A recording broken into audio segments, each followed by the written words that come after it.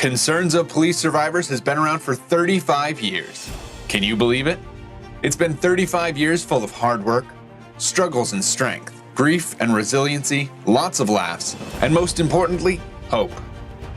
At the first Peace Officers Memorial Service held in Washington, D.C., C.O.P.S founders Susie Sawyer and Trudy Chapman Radley asked the question, how are our nation's survivors really doing? Susie and Trudy sat down with several survivors as they shared their lives, struggles, and joys. An idea was born. 2 years later, 110 survivors gathered on May 14, 1984 at the first National Police Survivors Conference, and they voted to start the not-for-profit organization Concerns of Police Survivors. But during that time, Susie was really still pushing the organization, working the organization out of her basement, one-person office, and the drive and the power came from there, and the passion. And that passion has never died. With little funding and no precedent for this organization, much of the progress in those early days was made through the perseverance of Susie Sawyer and the courage of early survivors. We went back and forth. I'd go out to Susie's house and stay at her house, sleep in her son Michael's bedroom while Susie made chicken enchiladas. We worked out of her basement. And that was the grassroots part of it, you know? Once stable funding was found for the organization, C.O.P.S began to flourish. Susie served as executive director and received invitations to legislative meetings, which helped shape how the nation cared for law enforcement survivors. After nearly a decade of C.O.P.S being in Maryland, Susie's husband Buzz retired from Prince George's County, and the family moved to the Lake of the Ozarks in central Missouri. What would C.O.P.S do without its champion and executive director? The National Board voted to move the organization with Susie to the Lake of the Ozarks. This move came with unexpected benefits. Rent and cost of living were lower, and the 3-person staff soon became a 5-person staff. Away from Washington, D.C., C.O.P.S was able to refocus away from politics and onto the survivors themselves. And it was the time of C.O.P.S greatest growth. Once we moved to Missouri. In 1995, C.O.P.S rolled out its first ever hands-on program. Good morning, Camp Rising Sun! C.O.P.S Kids Camp gave both surviving spouses and children a place to grieve and heal with their peers. That same year, C.O.P.S started working at the departmental level to prevent and prepare for line-of-duty deaths through the traumas of law enforcement trainings. Parents Retreat, the Outward Bound Experience, and Spouses Retreat followed in the next 2 years.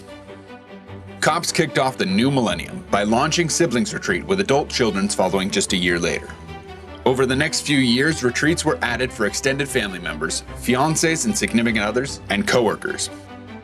These retreats, born from the grassroots efforts of the young C.O.P.S organization, have grown into large events supporting survivors from across the nation.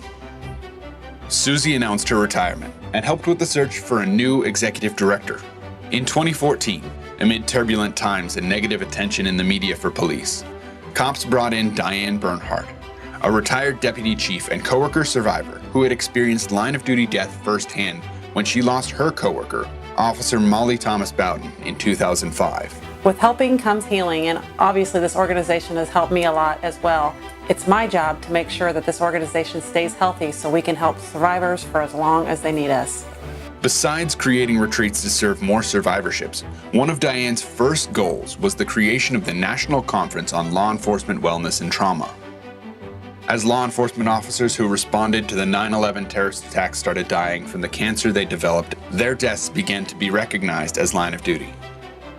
As a result, C.O.P.S membership grew even faster. In 2018, the national office was expanded, and survivors came from across the country to see their C.O.P.S family tree and the road to hope in their national office. The C.O.P.S national office is now a destination for all survivors, owned by you, the survivors. In the last 35 years, C.O.P.S has grown from 110 survivors with an idea to support each other, to an organization led by a total of 18 national presidents with more than 50,000 members, 21 full-time employees, and thousands of participants at programs and trainings each year.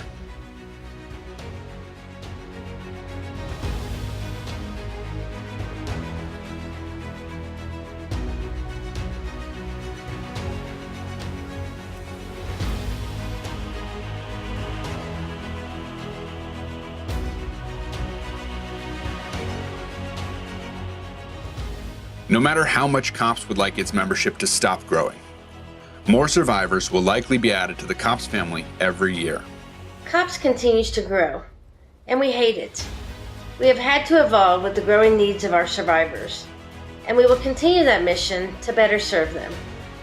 C.O.P.S will be there for as long as it takes to support survivors, to connect you to each other, and to help you find hope and rebuild your shattered lives. Oh, I love you. I love you. I didn't know I was going to need you, and I had no idea that this organization existed, but it's been a big deal in my life, and I thank God for it. I do. It's been a big deal. C.O.P.S, 35 years, survivor strong.